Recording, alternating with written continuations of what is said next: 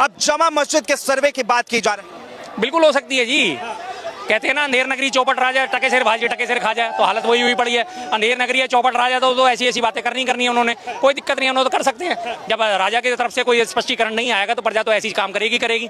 किसी को भी पकड़ के लाएगी, कहीं भी सर्वे, जामा मस्जिद छोड़ो, अब तो धीरे धीरे गलियों के भी सर्वे होने शुरू होंगे कि फलाने का घर किसका था, ढिमकाने का घर किसका था, ये घर मेरा तो नहीं है, मेरे दादा का तो नहीं है, मेरे परदादा का तो नहीं है। ऐसे ऐसे सर्वे नए नए रोज आकार लेंगे। कोर्ट की गलती है, प्रशासन की गलती है, कमी है उनकी, फायदा उठाया जा रहा है। 1991 का वर्शिप एक्ट जो था, जिसमें साफ साफ स्पष्ट शब्दों में कहा गया था कि 1947 में जो धर्म स्थान की स्थिति जैसी है वो वैसी की वैसी ही रहेगी और इस मामले में आगे कहीं कोई कार्रवाई नहीं करी जाएगी। उसकी खुलेआम धज्जियां उड़ाई जा रही हैं। रोज सुबह शाम मोदी जी संविधान की दुहाई देते हैं और संविधान की रोज सुबह से उठ के सबसे पहले धज्जियां उड़ाने का काम करते हैं।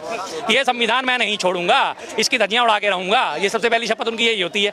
1991 वर्शिप एक्ट था ना, इन्हीं सब चीजों को रोकने के लिए लाया गया था वो, कि जिसमें कहीं भी 1947 में जहां भी जैसी जो चीज है उसे वैसी की वैसी रहने है कि हिंदुओं के साथ बड़ा जुल्म हो गया। मुगल आए थे, औरंगजेब आए थे, इन्होंने इतना जुल्म कर दिया, कई मंदिर को तुड़वा के मस्जिद बनवा दी, इसलिए मोदी जी इस तरह के काम। जुल्म तो सिकंदर भी करके गया था। चलो फिर यूनान, चलो यूनान पे चढ़ाई करने चलते हैं। कब चल रहे हैं हमारे सारे के सारे हिंदू यूनान में, जो सिकंदर ने भी आके हमारे ऊपर जुल्म ढाए थे।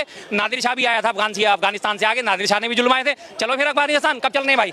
है कोई इन लोगों के पास जवाब? नहीं होगा। जुल्म तो हमारे पास अहमद शाह अब्दाली ने भी उठाए थे।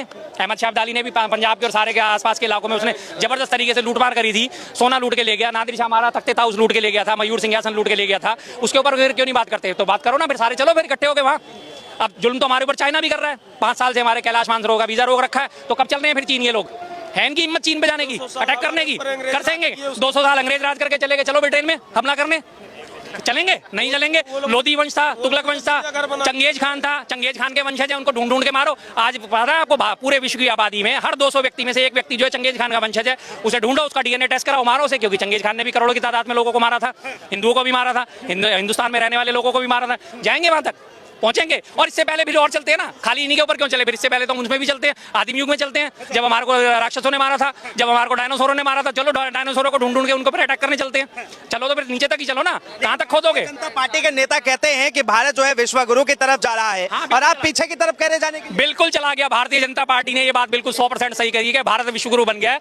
आज ही वर्ल्ड रैंकिंग जारी हुई है, उसमें फेक नैरेटिव फैलाने में, फेक न्यूज फैलाने में, अफवाहें फैलाने में, भ्रामक न्यूज फैलाने में भारत को नंबर 1 स्थान दिया गया है। बिल्कुल उन्होंने ये बात सही कही है। अब उन्होंने आधी बात कही ना कि भारत विश्वगुरु बन चुका है। भारत विश्वगुरु किसमें बना? फेक नैरेटिव फैलाने में, झूठी खबरें फैलाने में, प्रोपेगेंडा फैलाने में, प्रोपेगेंडा मूवी बनाने में और झूठी खबरें फैलाने में भारत विश्वगुरु बन चुका है। ये बात वास्तव में उपलब्धि योग्य है कि आज भारत हमारे मोदी की राज में आज ही रैंकिंग जारी हुई है। अब उस रैंकिंग में लीपापोती करने की तैयारी हो रही नहीं, ये तो झूठा है, तो गलत है, तो ऐसा है, तो वैसा है। लेकिन अभी 4 दिन बाद ये वो है मॉर्निंग कंसल्ट नाम की संस्था, अभी उसकी एक रेटिंग आएगी। वो रेटिंग पता क्या होगी? 5000 लोगों पर सर्वे करा गया होगा, उस 5000 लोगों का सर्वे दिखाया जाएगा। मोदी जी 72% रेटिंग के साथ विश्व के नंबर 1 लीडर, उस रेटिंग को मान लेंगे फौरन ही। लेकिन भारत जो विश्व हमारे 120 देशों में 111वें नंबर पे भुखमरी के स्थान पे, उसे नहीं मानेंगे।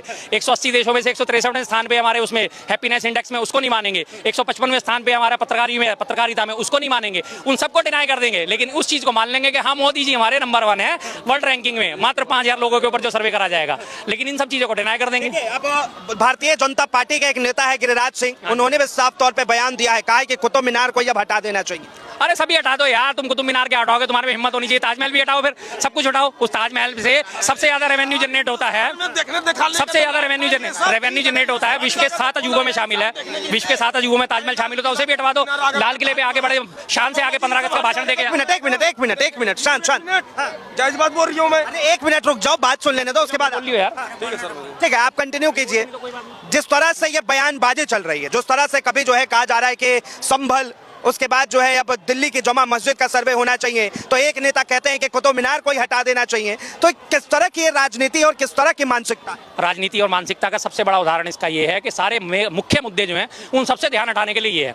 आप सुबह से आप आए, आपने लगातार इंटरव्यू करे होंगे, आपने सारे में संबल और यही मुद्दा उठाया। आपने ये वाला भी ये मुद्दा उठाया एक बार कि भारत आज विश्वगुरु कैसे बन गया फेक नैरेटिव में, आप ये मुद्दा नहीं उठा पाए। आज वहाँ पे मार्कंडेज गाँव है, वहाँ पे महाराष्ट्र में, जहाँ पे सारे के सारे वोटर कांग्रेस ही हैं। उन्होंने सबने कांग्रेस को वोट दिया था पीछे अभी विधानसभा चुनाव में, लेकिन उनके गाँव से एक भी वोट उनको नहीं गया। उन्होंने आज कहा कि हम अपने पैसों पे खर्च करके बैलेट पेपर से चुनाव कराएंगे और उसमें देखेंगे। आज उस गांव में कर्फ्यू लगा दिया गया। आपने उस मुद्दे को उठाया। आपने विधानसभा चुनाव जो है अभी कुंदर की विधानसभा में 65% मुस्लिम होने के बावजूद भी कुंदर की विधानसभा सीट जो है बीजेपी जीतती है, और वो भी 2.25 लाख वोटों के साथ। पौने 2 लाख वोट लेके और उसमें 1,44,000 से वो जीत दर्ज करता है। लेकिन वहाँ पे देश का पूरी सबसे बड़ा मुद्दा यही है शर्मा जी, एक मिनट में देश का देश के सबसे मुद्दे बड़ा मुद्दा सर, देश- भारत खोदो आप अभियान, बीच में और गफलत भारत खोदो नहीं, अभियान को नहीं, आप किस तरह देखते हैं? मैं तो यही सवाल आप गफलत में हैं, टोटल मीडिया को गफलत में डाल रखा है कि देश के सबसे बड़े मुद्दे ये हैं। देश के मुद्दे ये नहीं है, देश के मुद्दे ये हैं कि बेरोजगारी में हमारा देश नंबर 1 क्यों होता जा रहा है, भुखमरी में हमारा देश नंबर 1 क्यों होता जा रहा है, फेक नैरेटिव में हमारा देश नंबर 1 क्यों होता जा रहा है, ईवीएम पे लोगों का भरोसा क्यों उठता जा रहा है, ईवीएम में 99% ईवीएम चार्ज कैसे मिलती है, एक गांव में 683 वोट और वहां से वोट निकलते हैं 950 वोट ईवीएम से, टोटल वोट ही वोटिंग लिस्ट में जो है 683 है, 100% वोटिंग होती है और उसका भी 1.5 गुना जाके 983 वोट वहां से निकलते हैं। मुद्दे सारे ये हैं, लेकिन इन सब मुद्दों को दबाने के लिए 24 तारीख आपको याद है ना, 23 तारीख को दोनों राज्यों का रिजल्ट आया, 24 तारीख को सुबह सुबह संभल की घटना अंजाम ले गई सुबह से ही, और 24 से आज कितनी तारीख होगी साहब? संभल आपने एक बार भी कुंदरकी का विधानसभा का मुद्दा उठाया।